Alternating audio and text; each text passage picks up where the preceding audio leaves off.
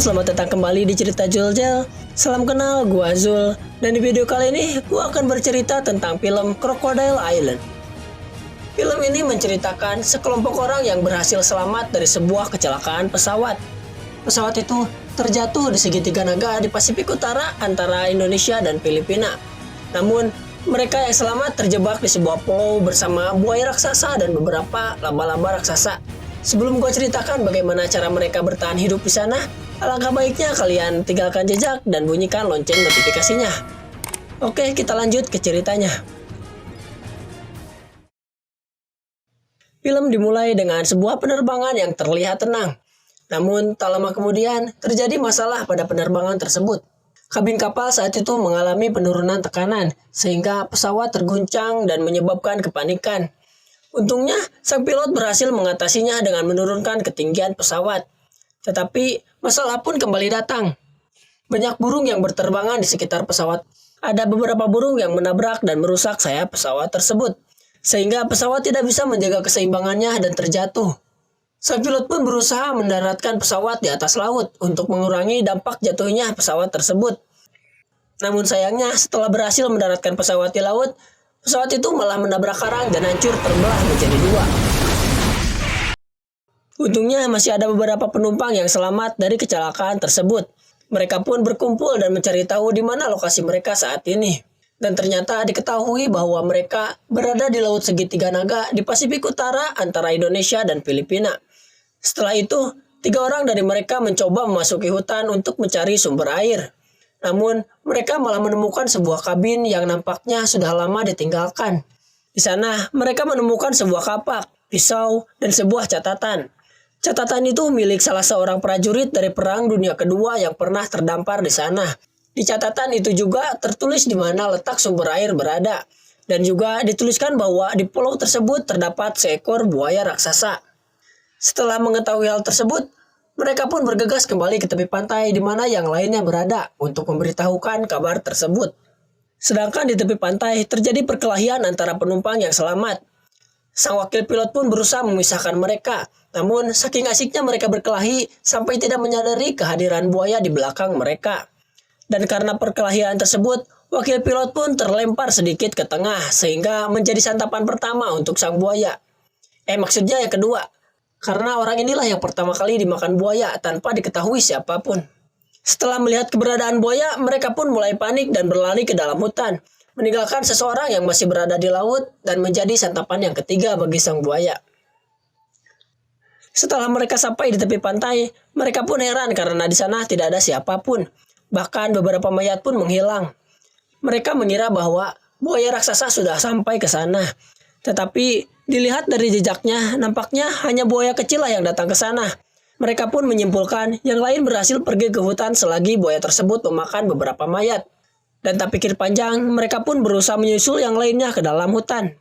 Di tengah pelarian mereka, seorang pramugari terjatuh dan pria di depannya bukannya menolong, dia hanya mengambil air milik pramugari tersebut dan membiarkannya menjadi santapan buaya yang keempat. Akhirnya, mereka pun sampai di sebuah sungai. Di sana, mereka pun beristirahat sampai akhirnya bergabung dengan kelompok yang lain. Sayangnya, nasib sial menimpa mereka karena di sana ada seekor buaya. Dan kali ini, beneran buaya raksasa yang muncul di belakang salah seorang dari mereka dan menjadikan orang tersebut santapannya.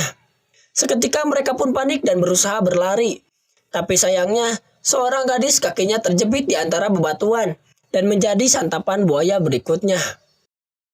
Dan setelah lolos dari buaya tersebut, mereka yang selamat memutuskan untuk kembali ke kabin yang pertama kali mereka temukan. Setelah sampai, mereka pun beristirahat sampai malam pun tiba. Dan pada malam hari, pada saat mereka sedang bercerita, mereka dikagetkan dengan jatuhnya sebuah tengkorak yang dipastikan itu adalah tengkorak dari pemilik kabin tersebut. Dan untungnya, tidak ada insiden yang terjadi lagi sampai pagi tiba. Namun di pagi hari, mereka baru menyadari bahwa kabin tersebut sudah dikelilingi oleh sarang laba-laba. Dan terlihat banyak laba-laba yang sangat besar menggantung di sana. Karena mengetahui laba-laba tersebut masih belum aktif, mereka pun memutuskan untuk keluar dari kabin tersebut dengan cara mengendap-endap. Namun sayangnya, salah seorang dari mereka yang berusaha kabur sendirian malah membuat semua laba-laba terbangun. Setelah mengetahui hal itu, mereka pun langsung berusaha kabur dari laba-laba tersebut. Dan di tengah pelarian, satu laba-laba raksasa berhasil menghadang mereka dan hampir membunuh ibu yang sedang hamil. Untungnya, pria berkacamata dengan gegah berani melempar laba-laba tersebut dengan batu dan membuat dirinya dikejar oleh laba-laba tersebut. Dia pun berlari memisahkan diri dari kelompoknya, sehingga kelompok yang lain punya kesempatan untuk kabur. Namun, nampaknya mereka sudah terkepung oleh gerombolan laba-laba tersebut. Untungnya, ayahnya Yiyi datang dan berusaha menarik perhatian sekaligus menjauhkan laba-laba tersebut dari kabin. Sampai akhirnya, dia bertemu dengan pria berkacamata dan masuk ke dalam kabin. Sayangnya, seekor laba-laba raksasa sudah menunggu mereka di atas kabin. Dan laba-laba tersebut langsung menyerang mereka dan berhasil membunuh pria berkacamata. Sedangkan ayahnya Yiyi bertarung sengit dengan laba-laba tersebut dengan bersenjatakan kaki laba-laba yang berhasil dia potong sebelumnya. Dia pun berhasil mengalahkan laba-laba tersebut dengan melemparkan granat ke arahnya. Lalu dia pun kembali bergabung dengan kelompok yang lainnya. Scan berpindah kepada dua orang yang terpisah dari kelompok tersebut. Sang wanita yang asik ngeplog tiba-tiba menginjak cairan hijau dan terpeleset, sampai akhirnya seluruh tubuhnya dipenuhi oleh cairan hijau tersebut. Dan mereka pun memutuskan untuk mencari sumber air untuk membersihkan cairan tersebut. Setelah sampai di sumber air, cewek itu pun langsung mandi dan membersihkan badannya. Dan kampretnya orang ini, sudah tahu mereka dalam keadaan bahaya, dia malah merayu wanita tersebut dan mengajaknya bercocok tanam.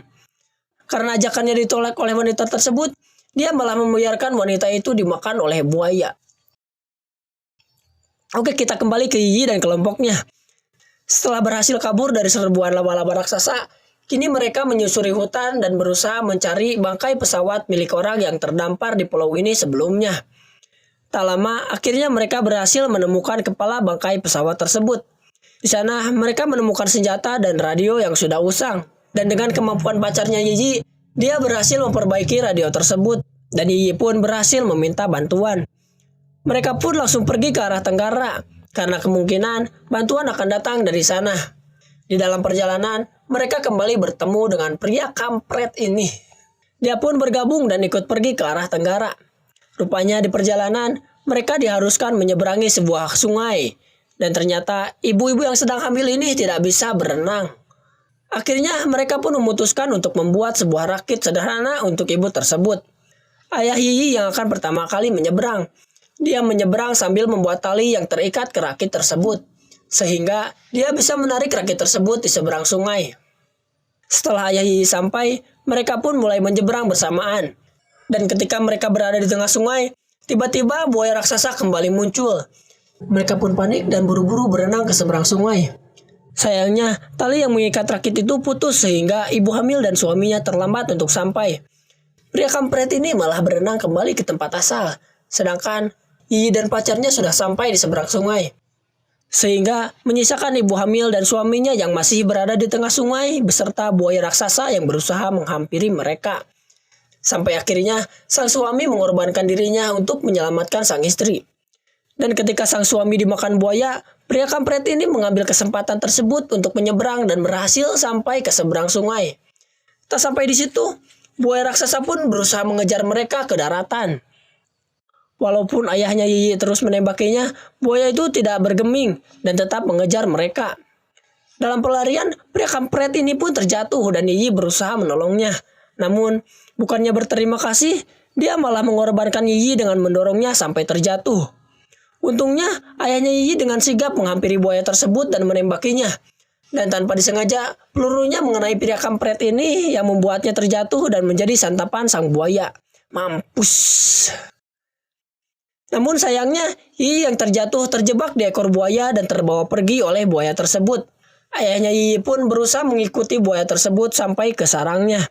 Dan diikuti oleh pacarnya Yiyi beserta ibu yang sedang hamil. Mereka pun masuk ke dalam, dan di sana mereka menemukan buaya itu sedang tertidur. Dengan sangat hati-hati, mereka berusaha mencari keberadaan Yiyi, dan akhirnya sang ayah berhasil menemukannya.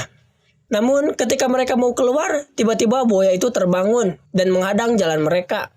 Tanpa pikir panjang, ayah Yiyi menembaki buaya itu dan memancingnya menjauh dari Yiyi dan pacarnya, sekaligus menyuruh mereka untuk keluar terlebih dahulu. Di dalam, sang ayah yang Baiwan dengan buaya tersebut mulai tersudut dan kehabisan peluru. Untungnya, pacarnya Yiyi kembali masuk dan berusaha menolongnya. Ayahnya Yiyi pun memberitahukan bahwa di sana terdapat granat yang terjatuh dari tangannya. Pacarnya Yiyi pun mengambil granat tersebut dan berusaha memancing buaya itu menjauh dari sang ayah. Setelah cukup jauh, dia pun melempar granat tersebut tepat ke dalam mulut buaya, sehingga perut buaya itu meledak dan berhasil dikalahkan. Namun ternyata buaya itu belum mati dan berusaha menyerang mereka. Tapi ayahnya Yiyi dengan sigap mengambil senjata dan berhasil membelah perut buaya tersebut sampai buaya itu beneran mati. Setelah itu, mereka pun pergi keluar, bergabung dengan Yiyi dan ibu hamil, lalu melanjutkan perjalanan ke Tenggara dan berhasil dijemput oleh tim penyelamat. Dan film pun berakhir. Oke, videonya cukup sampai di sini dan terima kasih sudah mau menonton. Kita akan bertemu lagi di video berikutnya. Gua Jul pamit. Salam.